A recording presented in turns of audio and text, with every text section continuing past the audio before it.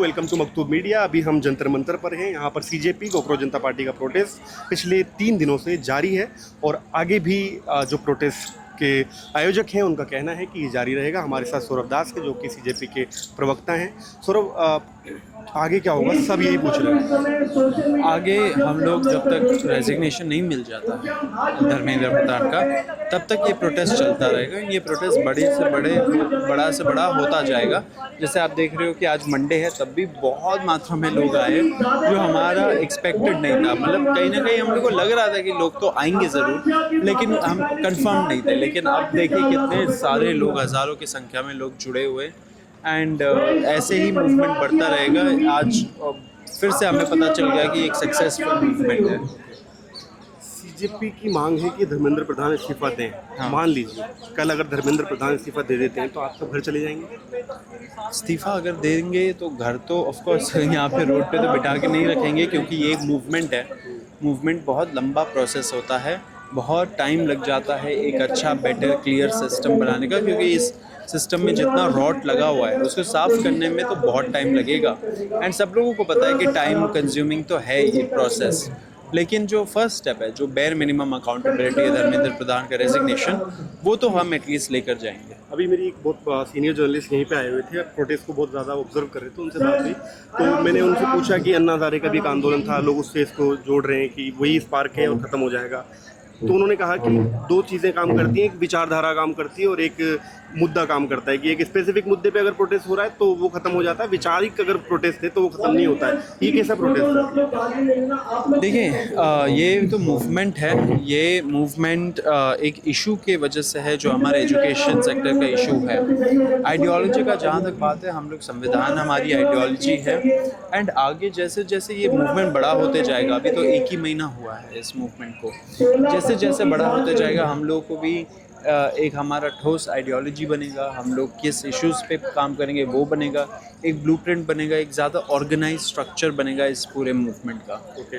कल मैंने एक वीडियो देखा, आपको कुछ लोग घेर रहे थे, पीछे आपके भागे, आपके साथ एक और शख्स थे, उनके साथ मारपिटाई हुई, आपकी वीडियोस वायरल हुई, थ्रेट है आपको। ये क्या मेंटली आपको परेशान करता है और ये क्यों है? देखिए, थोड़ा मेंटली तो ऑफ कोर्स परेशान तो करेगा ही किसी को, क्योंकि ये जो एंटी सोशल एलिमेंट्स है ये कुछ ना कुछ तो करना चाहेंगे। वो शायद ये भी ज़्यादा भी वायलेंस वो कर सकते हैं, क्या पता वो कुछ दूसरा ही बहुत अल्टीमेट ही प्लान करके आ रहे हो। तो ये थ्रेट तो है। हमारा तो रिक्वेस्ट है कि दिल्ली पुलिस को, कि हम सारे पीसफुल प्रोटेस्टर्स हैं और हमारा जो सेफ्टी है वो उनके हाथों में है।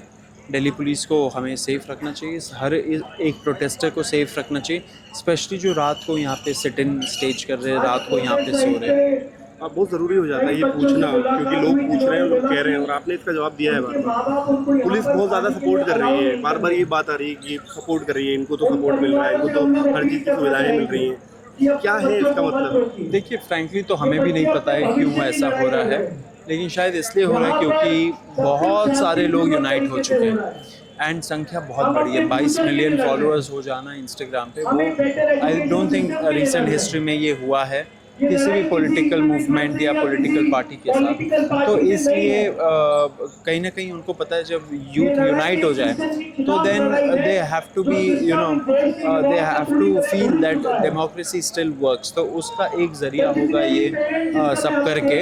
एंड ये जो पुलिस हम लोग के साथ कोऑपरेट कर रही है, जो पुलिस सेफ्टी सिक्योरिटी अश्योर कर रही है, ये नॉर्मल होना चाहिए।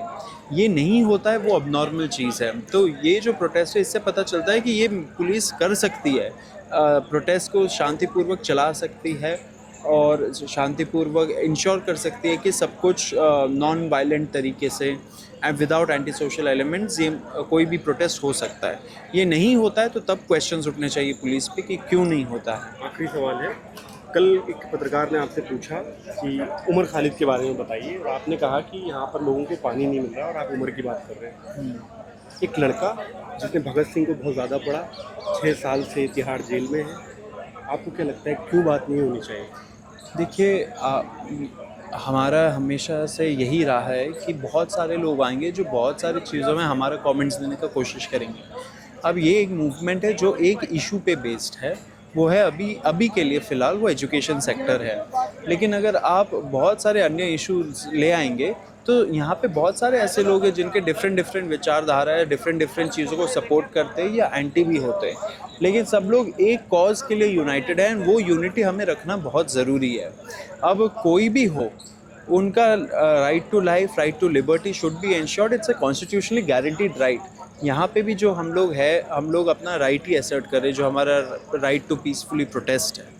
तो ऐसे ही all rights should be respected and therefore our stance is very clear कि जो हमारे कॉन्स्टिट्यूशन ने, संविधान ने गारंटी किए हैं राइट्स, उनका हनन नहीं होना चाहिए। बहुत बहुत शुक्रिया हमसे बात करने। Thank you. Thank you.